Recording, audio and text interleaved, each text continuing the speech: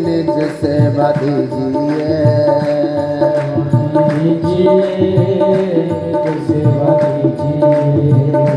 मेरे अब गुण लाख हजारों,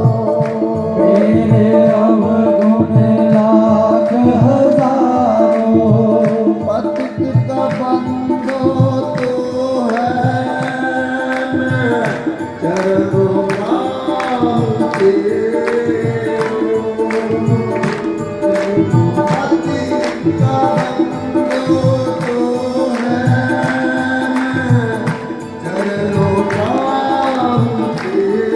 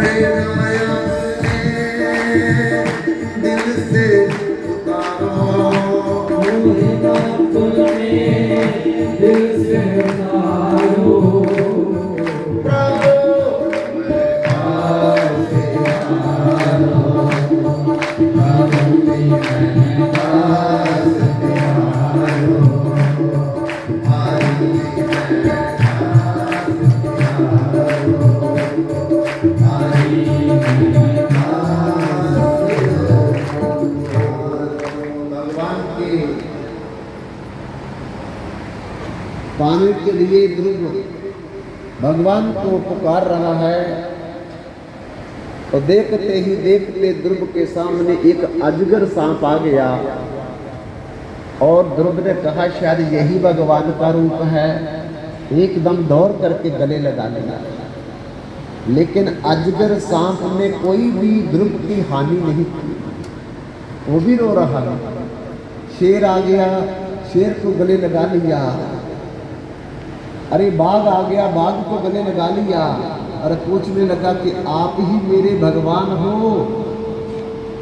लेकिन वो रो रहे, लेकिन कहते कुछ नहीं। तब भगवान ने नारद को बुलाया और बुला करके नारद से कहा कि नारद 5 साल का दुख मेरे को पुकार रहा है, लेकिन जानता नहीं कि मैं कैसे मिलता हूँ। जाओ उन्हें रास्ता बताओ। जाओ। नारद जी गुरु बन करके आए हैं ध्रुव के पास और बोलने लगे, ए बालक किसको पुकार रहे हो? भगवान को। अरे तुम्हारे जैसे बच्चों को भगवान मिलने वाले? अरे जाओ घर में गुल्ली डंडा खेलो, खिलौनों से खेलो।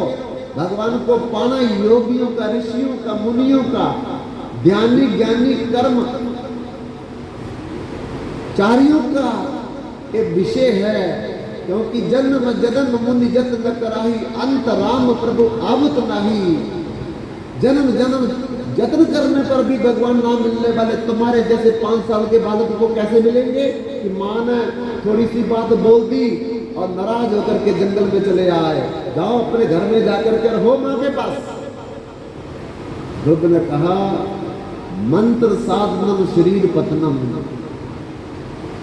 मैं क्षत्रिय हूं और क्षत्रिय एक बार जो ठान लेता है फिर मौत को भी गले लगाने के लिए पीछे नहीं हटता है। अब तो जहां भगवान मिलेंगे, जहां हम अपने आप को खत्म कर लेंगे। तब नारद समझ गया कि बालक सच्चे दिल से भगवान को पाने के लिए आया है। तो कहा, बालक मैं तुम्हारी परीक्षा ले रहा था, सच में तुम भगवान को पाओगे? जाओ साथ में नदी स्नान करके आओ। ध्रुव नदी में स्नान करके आया और नारद जी ने उनको गलवस्त्र और धोती दी पहन करके उनके शरीर पर 13 तिलक लगाए हैं। 13 तिलक का मतलब बहुत जबरदस्त है। इसलिए तिलक लगा करके गले में कंठी डाल दी है और सर पर चोटी रख दी है ये वाली।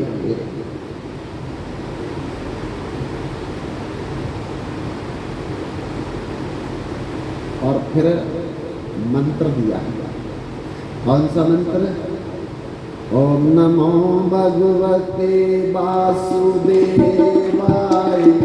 ओम नमो भगवते वासुदेवाय, ओम नमो भगवते वासुदेवाय, ओम नमो भगवते वासुदेवाय,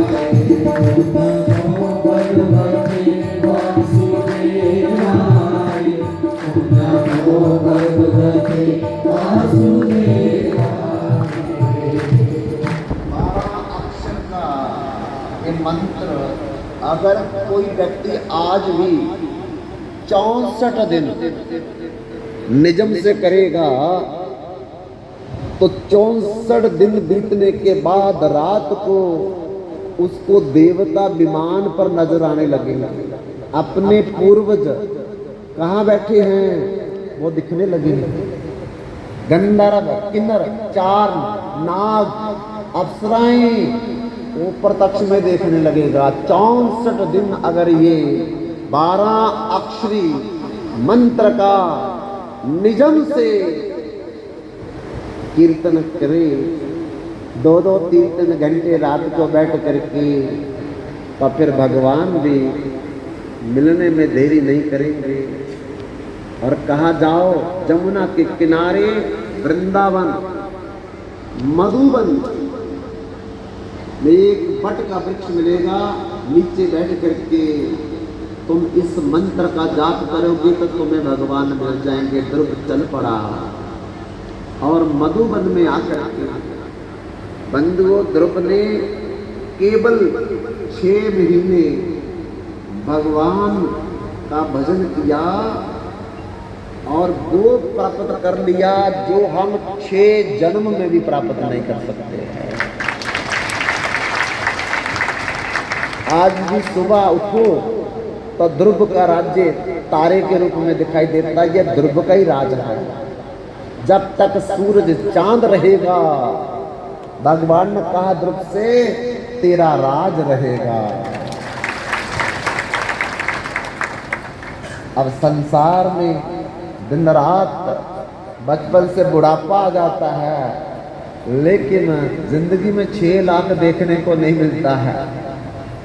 कभी प्रधान की कुर्सी देखने को नहीं मिलती है, बाकी की तो बात छोड़ो, लेकिन केवल 6 महीने में भगवान का भजन करके ध्रुव ने अनादि काल से देखो ऐसा राज्य प्राप्त किया जिसको कोई भी खत्म नहीं कर सकता। ऐसे भगवान के चरण पकड़ करके भी अगर हम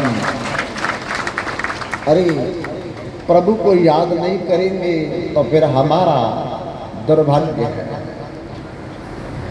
बंधुओं, नरसी चला आया अपने घर के बाहर, तो भगवान का देश पा करके अपने घर में प्रवेश किया।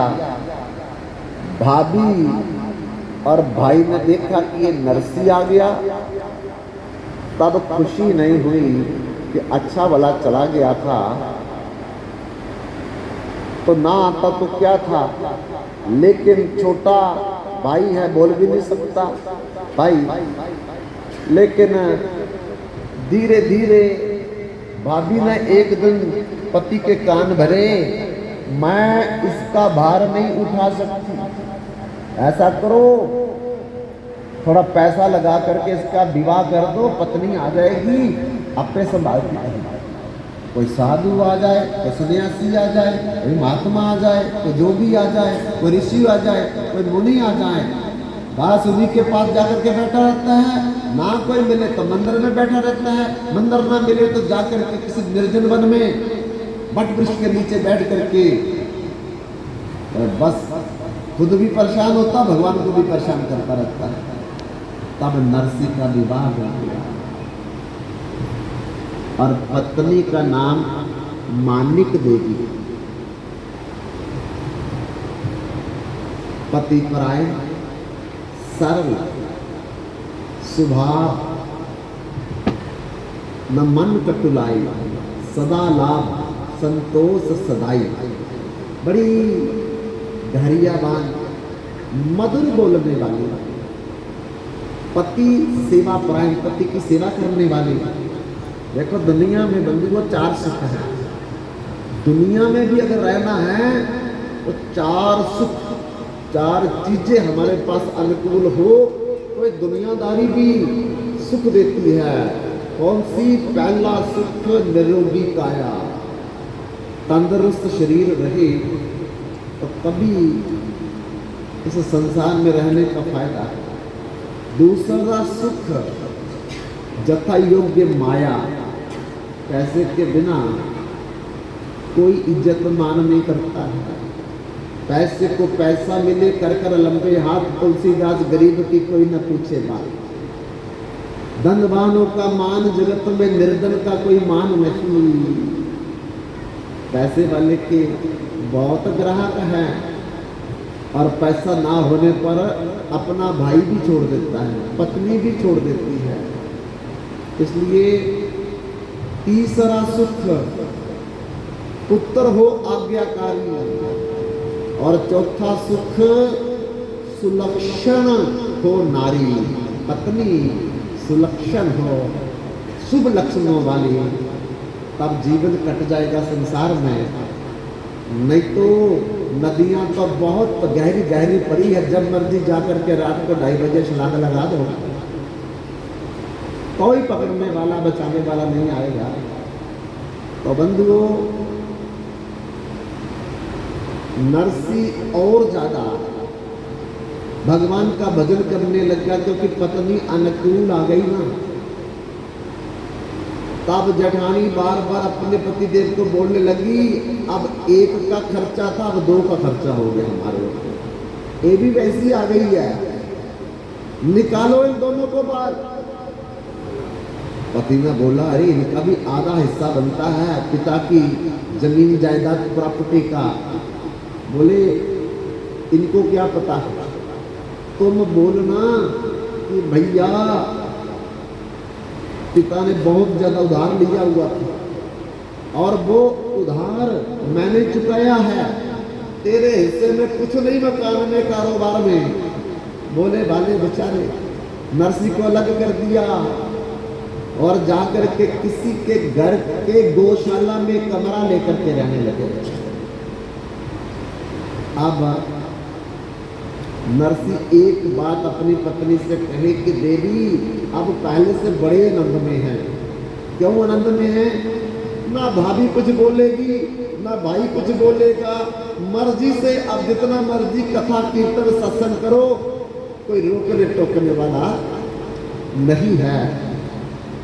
तब दोनों भगवान के भजन में बड़े तल्लीन रहते थे। साल में एक बार जब एक पितृपक्ष आता था तो अमावस्या के दिन, आज के दिन, बंसीधर नरसी का बड़ा भाई सारे गांव को बुला करके श्राद्ध करता था और बड़ी बड़ी दक्षिणा देता था। बंसीधर ने सारे ब्राह्मणों को अपने अधीन कर रखा था कि मेरे को छोड़ करके और किसी की आपने प्रोहताई नहीं करनी है, पूजा नहीं करवानी है। और ब्राह्मण लोग भी यही चाहते थे कि बंसीधर अच्छी दक्षिणा देता है, 56 भोग 36 व्यंजन खिलाता है, तो और जगह जाने की हमको क्या जरूरत है। तब श्राद्ध आया, आज का दिन आया, बंसी दर पहले तो नरसी पहले इकट्ठे रहते थे तो अपने घर में करते थे, लेकिन अब नरसी अलग हो गया, मानिक अलग हो गई, तो नौकर भेज करके बुलाया, जाओ नरसी को बुला करके लाओ। नरसी बड़ा प्रसन्न हुआ कि मुझे भाई ने बड़ी देर के बाद बुलाया है। मानिक कहती मैं भी जाऊंगी आपके साथ। दोनों पति पत्नी उनके दफ्तर में चले गए, लेकिन बंधु वो दरवाजे पर खड़े, भाई व्यापारियों से बातचीत कर रहा है, नौकरों से बातचीत कर रहा है। 3 घंटे चले गए, नरसी को देखा तक नहीं, उसकी पत्नी को देखा तक नहीं। 3 घंटे के बाद अचानक ध्यान दिया, ए नरसी कब आया तू? बोले भाई 3 घंटे बीत गए, खड़े खड़े अब तो थक भी के गिरने वाले थे। अच्छा कल आ जाना, श्राद्ध है अमावस्या का। ठीक है, हाथ जोड़ के बेचारा, लेकिन पत्नी को अच्छा नहीं लगा और वो बोल पड़ी, जेठ जी अगर यही बात आपने बोल ली थी कि कल आ जाना, तो नौकर को ही बोल देते, वो घर में हमको बोल देता कि कल आ जाना। 3 घंटे आपने हमको खड़ा किया दरवाजे पर, नौकरों से बात, चाकरों से बात, दास दासियों से बात, व्यापारियों से बात, लेकिन हमारी इतनी बेइज्जती, अपमान, नरादरी आपने यहां खड़े करके की है कि नौकर चाकर भी क्या सोचते होंगे। चलो मेरी तो कोई बात नहीं है, लेकिन ये तो आपके छोटे भाई थे, कम से कम इनकी तो इज्जत रख लेते। अच्छा बड़ी बातें करने आ गई आपको, तो ऐसा करना अपना श्राद्ध बखरा ही कर लेना, मत आना हमारे घर में खाने के लिए, देखेंगे तुम कैसा करते हो। पत्नी कहती कोई बात नहीं है जेठ जी, हम बड़ा नहीं करेंगे तो छोटा कर लेंगे। हम हजारों लोगों को ना बुला करके कम से कम चलो 11 ब्राह्मण, 7 ब्राह्मण, 5 ब्राह्मण, 3 ब्राह्मण, नहीं तो 1, नहीं तो 4 पुरियां बना करके गाय को खिला देंगे, पर आज से हम अपने घर में श्राद्ध करेंगे। बंधुओं घर में आ गए, नरसी ने कहा तेरा दिमाग खराब हो गया था, बड़े भाई के सामने ऐसे बोल पड़ी, क्या तेरे पास है जिससे तू श्राद्ध करेगी? उसने कहा पतिदेव मैं अपनी बेइज्जती तो सहन कर सकती थी, पर मेरे सामने आपकी बेइज्जती हो ये मेरे से सहन नहीं हुआ। चिंता ना करो, मेरे पास अभी एक नथनी है, जाकर के आप दुकानदार को दे करके जितना पैसे आएंगे उसका राशन ले आओ, जितना होगा हम अमावस्या का सर्व पितृमय श्राद्ध जरूर करेंगे। कड़े तो पहले ही बेच दिए थे, पायले पैरों की पहले, क्योंकि कमाई तो थी नहीं, कोई नरसी की कमाते भी नहीं थे बेचारा, और धीरे धीरे पत्नी का जो पास था दहेज आया था, धीरे धीरे करके बेच दिया था। तो अब एक नथनी रह गई थी, नाक में जो विवाह के समय वो नथ डालते हैं ना, झांझर लगा करके कानों में, और नरसी कहती है ना ना ना देवी, ये तो हमारे विवाह की निशानी है। बोले अब विवाह की क्या निशानी रखनी है, अब तो हमारे बिहारी जी, वृंदावन जी, यही हमारे विवाह की निशानी है। जाओ इसे दुकानदार को दे करके जो भी पैसे मिले राशन खरीद लो। नरसी चला गया, जो पैसे मिले अन्न खरीद के ले आया, और बंधुओं सामान आज आ गया, कल श्राद्ध है। सुबह उठ करके मानिक ने जब पोटली खोल करके देखी, बाकी तो सामान थोड़ा थोड़ा था, लेकिन देसी घी बीच में था नहीं। पतिदेव स्वामी अरे सब कुछ लाया, पर बनाना किसमें है? क्या हुआ? देसी घी नहीं है बीच में, जाओ देसी घी। नरसी ने कहा अब तो कोई पैसा भी नहीं है, कैसे लाऊं? अरे उधार ले आओ, थोड़ा थोड़ा करके दे देंगे।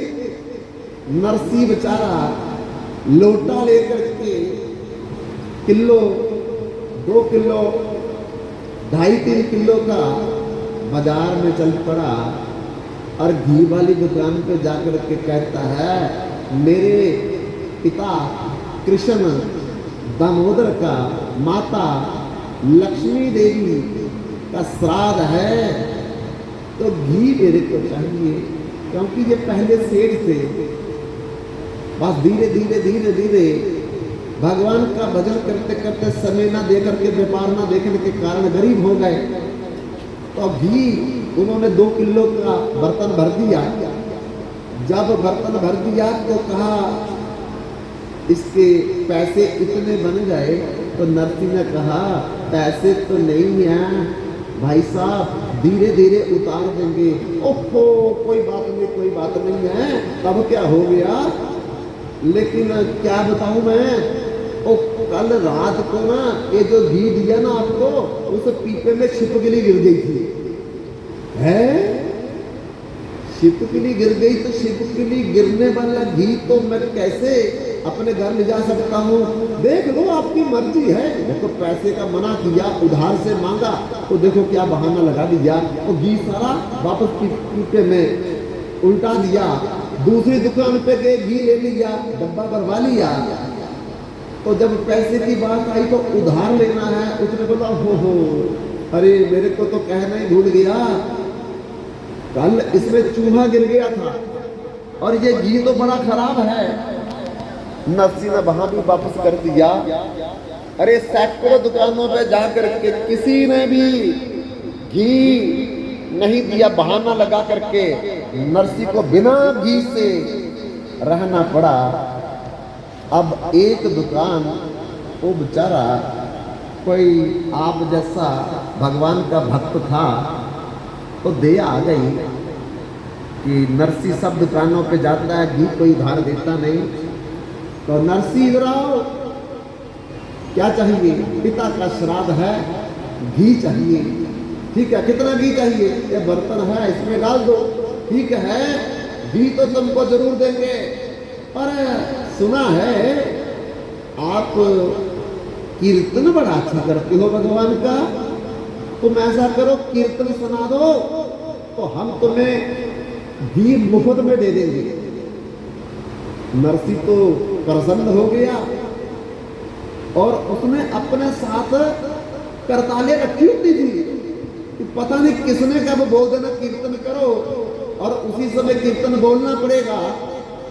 तो बंधुओं, नरसिंह के दोनों हाथ में लड्डू, एक तरफ घी भी मिलेगा, दूसरी तरफ भगवान का कीर्तन की सेवा भी मिलेगी।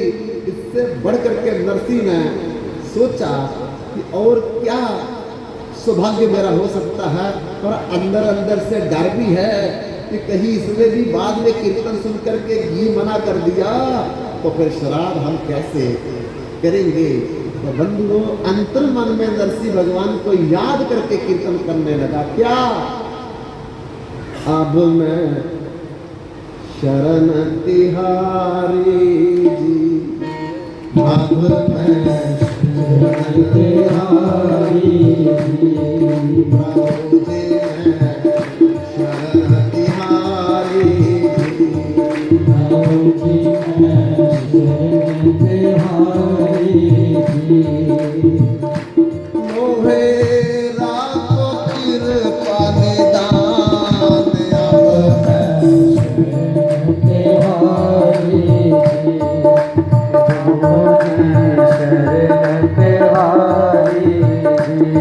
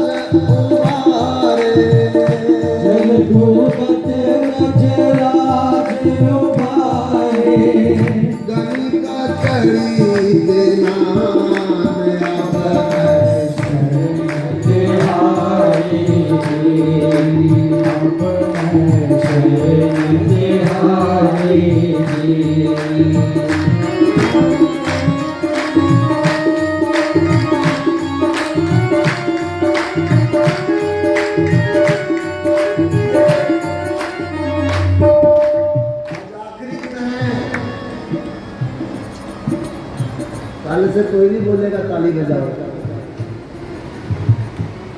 आज जितनी जोर से बजानी बजा लो। क्यों? क्योंकि आखिरी दिन भगवान दरवाजे पर खड़े रहते हैं। जैसे हमारे अजीत बेदी जी कैमरा लगा करके सबकी फोटो ले रहे हैं, भगवान भी पीछे से कैमरा लगा करके सबकी ताली बजाते फोटो ले रहे हैं। इसलिए जिसने नहीं बजाई 8 दिन, भाई भगवान के लिए आज बजा दो। अपने पितरों के लिए आज ताली जरूर बजा दो, ताकि पितरों का आशीर्वाद, भगवान का आशीर्वाद हमको आज आखिरी दिन में जरूर। अब मैं शरण तिहारी, अब मैं शरण तिहारी, मेरा तो दिल आने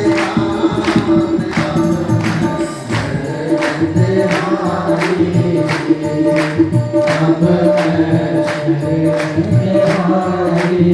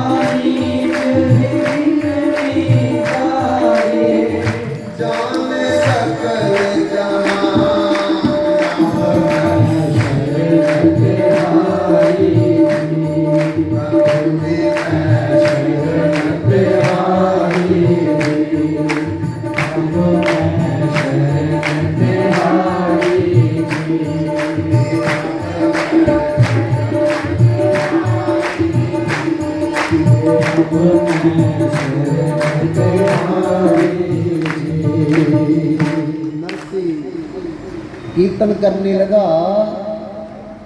एक कीर्तन करे तो दूसरा शुरू कर दे, दूसरा करे तो तीसरा शुरू कर दे। ऐसे करते करते करते बड़े लोग इकट्ठे हो गए और नरसिंह भगवान के भाव में विभोर होकर के नाच भी रहा और कीर्तन भी भगवान का गा रहा है। इधर पत्नी बेचारी घी का इंतजार कर रही है कि कब घी आए और श्राद्ध का कुछ बनाए, लेकिन नरसिंह तो भूल गया। पर भगवान को याद आ गया। जब भगवान की याद में हम भूल जाते संसार को, तो फिर इस संसार का कार्य करने के लिए भगवान आते।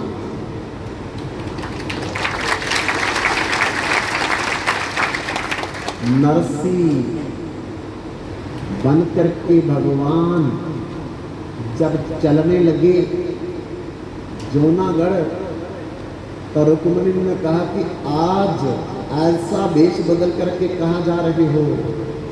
भगवान ने कहा मेरा भक्त मेरा कीर्तन कर रहा है, उसकी पत्नी घी का इंतजार कर रही है, क्योंकि उनके घर में अमावस्या का श्राद्ध है। तो मेरे भक्त की बेइज्जती हो जाएगी, क्योंकि वो तो कीर्तन में मगन है और पत्नी पीछे परेशान हो रही, घी नहीं आया अभी, घी नहीं आया अभी, घी नहीं आया अभी। तो फिर मैं नहीं जाऊंगी साथ में, आप अकेले जाना चाहते हैं, मेरे को भी लेके चलो। तो देवी तुम भी चलो, लेकिन रुक्मणी बन करके नहीं, रसोई करनी पड़ेगी वहां, और अपनी सखियों को भी साथ ले लो। रुक्मणी ने अपनी सखियों को भी साथ ले लिया, खुद भी वेश बदल लिया, भगवान नरसिंह बन गए। और उद्धव जी, गरुड़ जी, सुदर्शन जी, शंख भी, चक्र भी, पद्म, ये सब अपने अपने रूप बदल करके भगवान के साथ तैयार हो गए।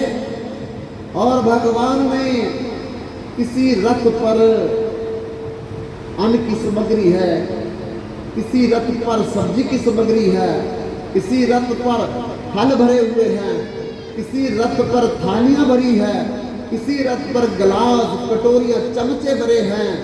इस प्रकार से रथों के रथ भर करके भगवान नरसिंह बन करके, अरे नरसिंह की पत्नी के पास उनके घर में जा रहे हैं, और नरसिंह से अपना कीर्तन कर रहा है, उसको पता ही नहीं गया। तब कभी उसकी पत्नी अंदर जाए, कभी बाहर आए, कभी अंदर जाए, कभी बाहर आए, कभी 4 कदम दरवाजे के बाहर आकर के देखे, अभी भी नहीं आया, अभी भी नहीं आया, कब बनेगा, कब खिलाएंगे, कब लोग जाएंगे खा करके। बेचारी इतनी दुखी, इतनी परेशान। और सामने से देखा नरसिंह आ रहा है, और जोर से बोलती है, कुछ जाग भी है? अरे घी लेने भेजा था आपको। बोले चिंता मत करो, हमारे पिता का एक मित्र, वो सेठ मिल गया हमको, और उसने कहा, अरे जब करना ही है तुमने श्राद्ध तो अपने पिता की तरह करो। मैंने बोला कैसे? बोले जब तुम्हारे पिताजी श्राद्ध करते थे, एक गांव नहीं 100 गांव को बुला करके श्राद्ध का भोजन करवाया करते थे। हो देख, उस सेठ ने पिता की मित्रता का दायित्व निभाया है, कितने रथ भेज दिए हैं। मैंने बोला, अरे मैं इसका कर्ज कैसे? बोले तेरे पिता ने मेरा बहुत कुछ किया है, आज मेरे को मौका मिल गया कि मैं उनके पुत्र का कर्ज उतार करके कर्ज मुक्त हो जाऊं। अरे नरसिंह की पत्नी ने जब देखा, एक रथ, दूसरा रथ, तीसरा रथ, चौथा रथ, ऐसे लगभग 100 रथ, और 100 रथ के ऊपर कुछ ना कुछ लगा हुआ है, टेंट है, कनाते हैं, बर्तन है, किसी पर गरुड़ जी बैठे, किसी पर उद्धव जी बैठे, किसी पर सुदर्शन जी बैठे हैं, अपने अपने घरों को लेकर के। देखते ही देखते अरे टेंट लग गए, कनाते लग गए, रसोइयां बढ़िया लग गई, रसोइये लग गए, सब धड़ाधड़ काम हो रहा है, क्योंकि ये भगवान स्वयं विराजमान है। तब सब तैयार हो रहा है, और उसकी खुशबू 100 गांव तक जा रही है। लेकिन बंधुओं, भगवान ने कहा कि देवी मैं पूजा करने के लिए पुरोहित के पास जाता हूं। अब भगवान नरसिंह बन करके जिस पुरोहित के पास जाए, वो एक ही बात बोले, तुम्हारे बड़े भाई के घर हम पहले ही बुक हैं, तुम्हारे बड़े भाई के घर पहले ही बुक हैं, कोई हाँ नहीं करने को तैयार है। तब भगवान ने एक किसान हल चला रहा था वो ब्राह्मण कहा, भाई मेरे पिता का श्राद्ध है, माँ का श्राद्ध है अमावस्या का, तुम जाकर के पूजा करा दो। बोले अरे मेरे को हल से कभी फुर्सत नहीं मिली, देखे मेरी क्या हाल है, मैं तो इतना भी नहीं जानता कि धर्म क्षेत्रे कुरुक्षेत्रे संभेथा जुजुस्वा माम का पांडव चैन किम कुर्वत संजया। गीता का पहला श्लोक भी नहीं जानता मैं, तो मैं कैसे पूजा कराऊंगा। बोले हाँ कर दो, कोई बात नहीं है, फिर बाकी का मैं संभाल लूंगा। और जबरदस्ती भगवान ने उसको मना लिया और ले आए, स्नान करवाया, नए वस्त्र दिए और पूजा का मंडप तो भगवान ने ऐसा स्पर्श किया उस ब्राह्मण को, तो राम राम राम राम राम राम राम। अरे पूरी भागवत के 18,000 श्लोक, गीता के 700 श्लोक, रामायण के 9 कांड धड़ाधड़ बोलता जा रहा है, धड़ाधड़ बोलता जा रहा है।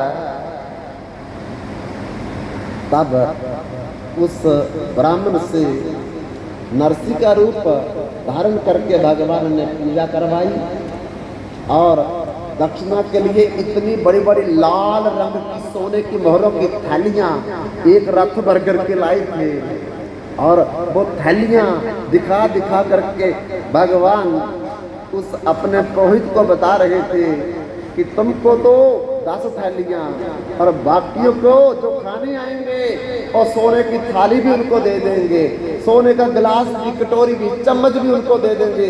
अरे ये बात जब पुरोहित जी ने भगवान के मुख से सुनी और पूजा करा करके दौड़ करके कहा, मैं जरा अपने गांव में कुछ भूल गया हूं, लेकर के आया, तो सारे गांव में डंडोरा पीट दिया। अरे नरसिंह के घर में जाकर के देखो 56 भोग 36 व्यंजन, और जो खाएगा सोने की थाली भी साथ में, गिलास भी साथ में, कटोरी भी साथ में, चम्मच भी मिलेगा, और भर भर थैलियां सोने की मोरे। जो बंसी धर के घर में ब्राह्मण गए थे उनको भी खबर मिल गई कि नरसिंह के घर में तो भाई सोने की मोहरे दक्षिणा में मिलेगी, और थाली, गिलास, कटोरी, चम्मच भी सोने के साथ ही दे देंगे हो।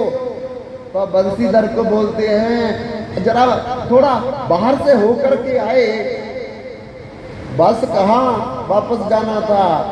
दौड़ करके नरसिंह के घर में सब पहुंच गए। भगवान ने पकवान तैयार करवा करके अपने परिवेशन करने वाले सब लाए थे गण। अरे सबको खिलाया जा रहा है, और जो जो खाता जाए उसकी थाली धो करके, गिलास धो करके, कटोरी धो करके, चम्मच उसी के थैले में डाल करके, और साथ में इतनी बड़ी सोने के मोहरों की थाली की दक्षिणा भी साथ साथ में भगवान दे रहे थे। तो मानिक बार बार आकर के पूछे, अरे कहाँ से आया सब कुछ?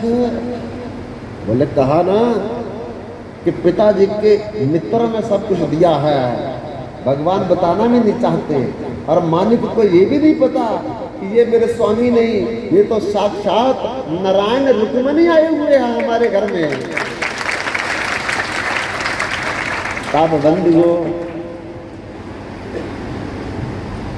नरसिंह के भाई को भी एक खबर मिल गई कि वहाँ थालियां भर भर के सोने, और सोने की थाली, गिलास, कटोरी, चम्मच भी साथ में। तो अपना मुंह ढक करके दोनों पति पत्नी, ये मौका दोबारा नहीं आएगा।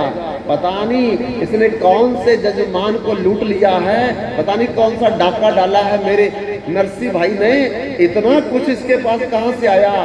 तो मुंह ढक करके चोरी चोरी आए कि अरे आज जो मिल रहा ले लो, पता नहीं जिंदगी में दोबारा मिलेगा या नहीं मिलेगा।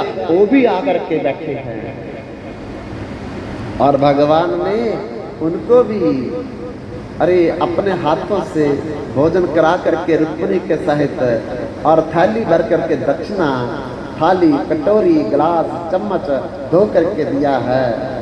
बंधुओं सारे खा खा करके जा रहे हैं, बा नरसी, बा नरसी, बा नरसी, बा नरसी। इधर जब सब कुछ हो गया तो भगवान कहने लगी कि मानिक तुम जरा अभी इधर बैठो, मैं एक पुरोहित को, पंडित जी को छोड़ के आता हूँ इसके घर तक। भगवान पंडित को लेकर के छोड़ने के लिए निकले, और धीरे धीरे इशारा कर गए बाकियों को भी कि धीरे धीरे तुम भी निकल जाना मेरे निकलते ही। क्यों? क्योंकि अब नरसिंह के होने का समय हो रहा है। उधर बंधुओं भगवान निकले दरवाजे से, उधर नरसिंह का कीर्तन में होश आया, और शाम के 6 बज चुके थे। नरसिंह के पांव से जमीन निकल गई, और एकदम तिलमिला करके कहता है, अरे मैं तो घी ले जाना भूल ही गया और श्राद्ध का समय भी हो गया। तब तुरंत दुकानदार से वो घी का लोटा लेकर के भागता हुआ आ रहा है। इधर भगवान पुरोहित को छोड़ने के कारण बहाना लगा करके निकल गए और उधर बंधु रुक्मणी उद्धव जितना भी इनका सामान था रथों पर लाद करके वो भी अपने अपने धाम में जाने की तैयारी में जुट गए। इधर भगवान ने एक और बड़ा अच्छा काम किया। क्या? जो मालिक ने किसी समय नरसी को अपने कंगन दिए थे गिरवी रखने के लिए और आज उसने नथनी दी थी, भगवान कंगन भी छुड़ा करके ले आए, नथनी भी छुड़ा करके ले आए और मालिक को कहते हैं कि देख मैं तेरे कंगन भी छुड़ा करके सुनारस लाया हूँ और तेरी नथनी भी है। ये पैसा इतना कहाँ से आ रहा आपके पास? चिंता मत कर, मैंने बोला है ना कि पिता के मित्र ने सब कुछ दे दिया है। अरे उसको कर्जा तो नहीं देना पड़ेगा। नहीं नहीं नहीं, तूने कहा मैंने कुछ नहीं लेना आपसे। अच्छा मेरे हाथ ठीक नहीं है, ऐसा करो कि कंगन आप ही मेरी कलाइयों में पहना दो। आहा, आज भगवान नरसी बन करके नरसी की पत्नी मानिक की कलाइयों में कंगन पहना रखे हैं, नासिका में नथनी को पहना रखे हैं। कैसा सौभाग्य होगा मानिक का कि भगवान स्वयं नथनी और कलाइयों में कंगन पहना करके तुरंत घर से बाहर निकल गए। और रुक्मणी भी उनकी सहेलियां भगवान के गण भी सारे उनको क्या जाना था। उसी समय अंतर्धान हो गए। उधर से दौड़ता हुआ लोटा पकड़ करके, हे मानिक मानिक मानिक मानिक। तो मानिक बाहर खड़ी दरवाजे पर कि पति देव आवे तो बैठ करके दोनों इकट्ठे प्रसाद पाएंगे। लेकिन नरसी तो बेचारा हाफता हुआ थका गिरता उठता हुआ डोल लेके घी का, अरे मानिक मैं कीर्तन में इतना मगन हो गया कि मैं तो घी लाना ही भूल गया। मानिक को समझ नहीं आ रही है, क्या कह रही हो स्वामी? अरे सच कह रहा हूँ कि पहले तो घी मिला नहीं, जब घी मिला तो उसने कहा कीर्तन सुनाओ तब घी मिलेगा। अब कीर्तन करते करते मैं इतना मगन हो गया कि मुझे पता भी नहीं लगा कि घी लेकर के मैंने घर में जाना। अरे मजाक करना हो ना तो किसी दूसरे से किया करो। आपने खुद जहाँ आकर के इतनी सुंदर पूजा करवाई है पितरों की, अरे इतने सुंदर तरीके से पकवान बनवा करके और फिर इतने सुंदर तरीके से सबको बैठा करके खिलाया है और इतने सुंदर तरीके से थैलियों में सोने की मोहरें दक्षिणा के रूप में दी है। और ये क्या कह रहे हो आप कि मैं अभी घी लेकर के आ रहा हूँ? सच कहता हूँ देवी, मैं सच में घी लेके अभी आ रहा हूँ। अरे देख मेरे हाथ में कंगन आपने पहनाए हैं सुनार से छुड़ा करके। अरे देखो मेरी नासिका में नथनी भी आपने है। नरसी को तो कुछ समझ नहीं आ रहा बेचारे को कि क्या हो गया क्या नहीं हो गया। चरणों में गिर गया, देवी मैं नहीं, मेरा भगवान आकर के तुमको जो सब कुछ करवा गया। बन हो तू जिसके नासिका में नथनी पहना दिया, सौभाग्यशाली हो तुम जिसकी कलाइयों में कंगन पहना दिया। मैं मूर्ख का मूर्ख भगवान के दर्शनों से भी वंचित रह गया। ऐसे बिल्क बिल्क करके नरसी जो है बेचारा रोने लगा। पत्नी ने कहा कोई चिंता की बात नहीं है। अरे आप भगवान के भजन में बाब विभोरते और भगवान हमारे संकट को टाल करके हमारी इस गांव में जय जयकार करवा करके अपने धाम को पुनः लौट गए। बंधुओं, ये भगवान की करुणा है, भगवान का अनुग्रह है जो अपने भक्तों की रक्षा करते हैं। समय समय पर आकर के उनकी लाज बचाते हैं। अगर हम भी भगवान के कीर्तन में, कथा में, सत्संग में, सेवा में, आरती में भाव विभोर होकर के लगेंगे तो जरूर भगवान हमारी लाज रखेंगे, हमारी इज्जत रखेंगे। 9 दिन के चल रही इस 9 दिवसीय श्राद्ध के पावन दिनों में संकीर्तन एवं भागवत रहस्य कथा में जिन जिन लोगों ने अपना अमूल्य समय निकाल करके